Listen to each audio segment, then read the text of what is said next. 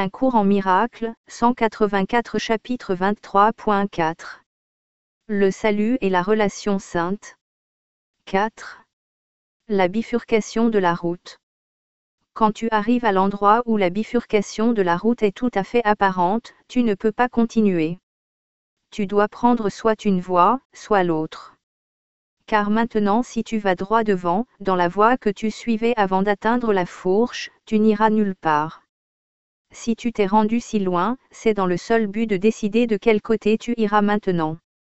La voie que tu as prise jusqu'ici n'a plus d'importance. Elle ne peut plus servir. Nul ne peut prendre la mauvaise décision qui se rend si loin, bien qu'il puisse retarder.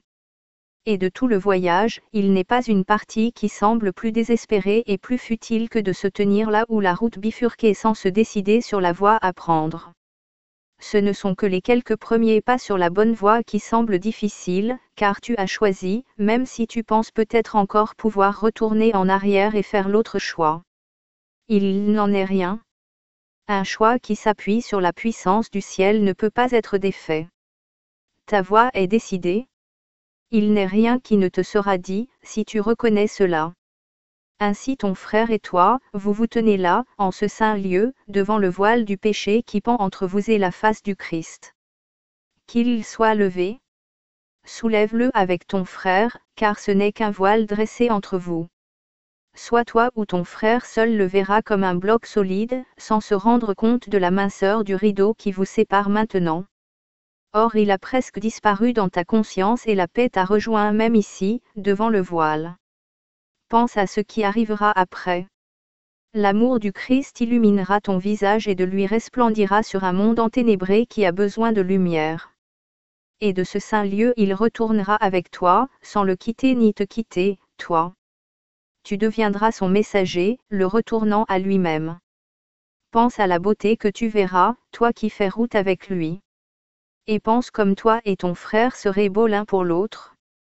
Comme vous serez heureux d'être ensemble, après un si long et solitaire voyage où chacun marchait seul. Les portes du ciel, maintenant ouvertes pour vous, vous les ouvrirez maintenant aux chagrinés. Et nul ne regardera le Christ en toi qui ne se réjouira. Comme elle est belle, la vue qui s'offrait à toi derrière le voile et que tu apporteras pour éclairer les yeux fatigués de ceux qui sont aussi las maintenant que tu l'étais. Comme ils seront reconnaissants de te voir venir parmi eux, offrant le pardon du Christ pour dissiper leur foi dans le péché. Chaque erreur que vous faites, toi et ton frère, l'autre l'aura doucement corrigée. Car à ses yeux ta beauté est son salut, qu'il voudrait protéger du nuisible. Et tu seras le puissant protecteur de ton frère contre tout ce qui semble se dresser entre vous deux. Ainsi tu parcourras le monde avec moi, dont le message n'a pas encore été donné à tous. Car tu es ici pour qu'il soit reçu. L'offre de Dieu est toujours bonne, mais elle attend d'être acceptée.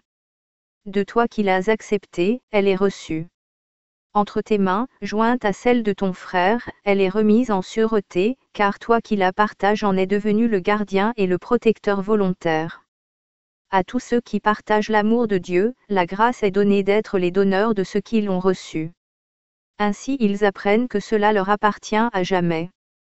Toutes les barrières disparaissent devant leur venue, comme chaque obstacle a finalement été surmonté qui auparavant semblait se dresser et leur bloquer le chemin. Ce voile que toi et ton frère levez ensemble, ce n'est pas qu'à vous qu'il ouvre la voie vers la vérité.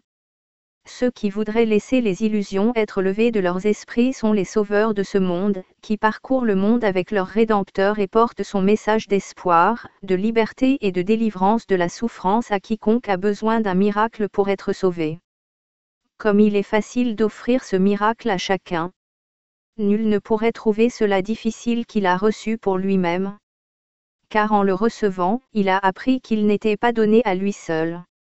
Telle est la fonction d'une relation sainte, recevoir ensemble et donner comme vous avez reçu. Devant le voile cela semble encore difficile.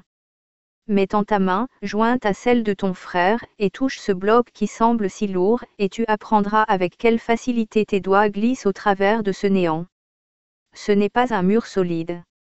Seule une illusion se dresse entre toi et ton frère, et le saint soi que vous partagez ensemble.